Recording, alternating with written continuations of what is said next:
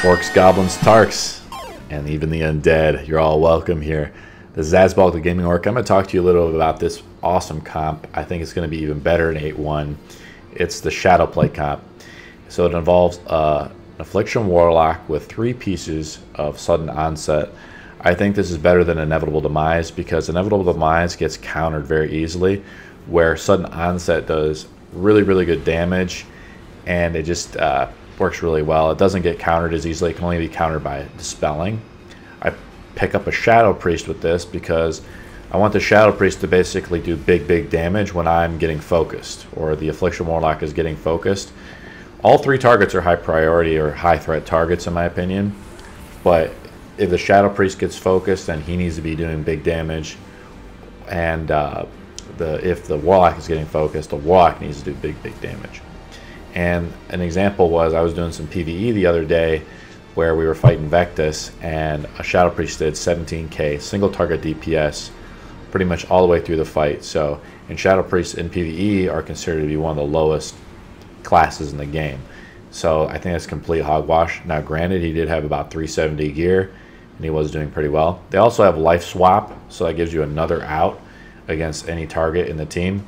And then they also have like a nice hard silence, which also can help out with your silence. So you can actually double silence healers, which is very powerful. So you can basically totally stun lock and CC out a healer while the dots begin to rot, you know, probably like 20 seconds into the match. Then you play with the Resto Sham. They're extremely versatile with their totems. They drop Skyfury totem. Typically I want them to drop it like 15 seconds into the match, but it's on such a short cooldown they can just drop it whenever. It gives a 20% buff to damage and healing, so the dots hit very hard. Then you have they also can drop Tremor totem to break fears. They just have a lot of utility, and so you want to play with the shaman with this comp. I don't think you can really play with any other healer, to be honest, with this particular comp. So this is an insane damage comp. The buffs in 8.1 will make this comp even better versus melee because of the damage reduction from demon armor. The win condition is you're going to kill them, or you're going to try to kill them, because you're putting out so much damage, the rot damage, before their second cooldown window comes up, or before their next cooldown window comes up.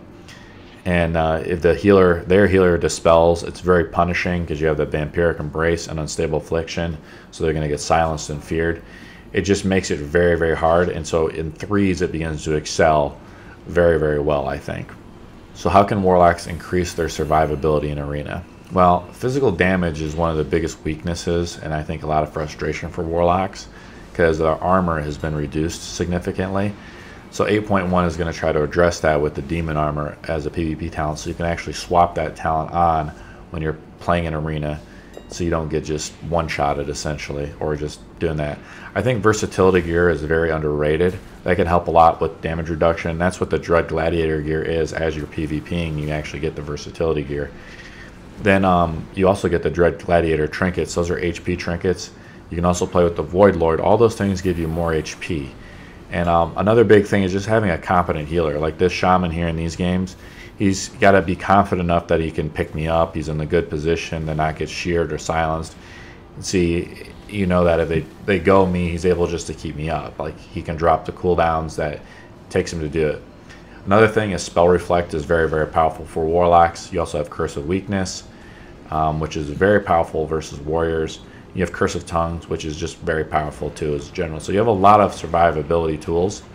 What do I think about the nerfs that just happened? You have the Enhancement, Rogue, and Mage nerfs. Well, Enhanced was hitting really hard for like a week or 2 or something before they nerfed it in PvP. So Enhanced was still doing well. The healing was, I think, the bigger nerf than the damage nerf, because the healing that they could do was just crazy. So now that healing has sort of been buffed, but that nerf to mana regen also limits the ability they can do purging and off healing when the healer gets CC'd, if the healer gets caught. That's the big nerf. But the real big thing is that RMP was really powerful and rogues were really powerful. So now that the Go basically has been nerfed a lot, other classes can even prevail. I think even Warlocks can start to find a home if you get a good healer against some of these rogue made priests or rogue X combos. And how do you fight against a rogue? We're going to talk about that next. Rogues can be really countered by dispelling their poisons and walling when you go into the kidney. Now, and that you see in some of my other matches here on my channel, you don't want to trinket a rogue stun unless they smoke bomb. You want to try to save the trinket for when their go happens. That's typically how it works, and that's how you beat rogues. Been doing some RBGs too. A couple interesting things to note is that Destruction Warlocks are starting to make a comeback. So if you're getting tired of playing Affliction, try to give Destruction a chance. They're apparently really good shot callers in RBGs because they can drop their 5 shards, and the Warlock in the back is just like, I'm attacking this guy, and he's throwing Chaos Bolts left and right at him, and the whole team can coordinate attack on that and do a lot of damage because you're going to use the Focus Chaos ability, and you can just drop huge Chaos Bolts essentially. The other thing I saw the other day in an RBG was an Unholy Death Knight. Since Death Knights are really underrated, this Unholy DK did way more damage than me. We were playing in Battle for Gilneas, at real tongue twister. Thank you, Blizzard.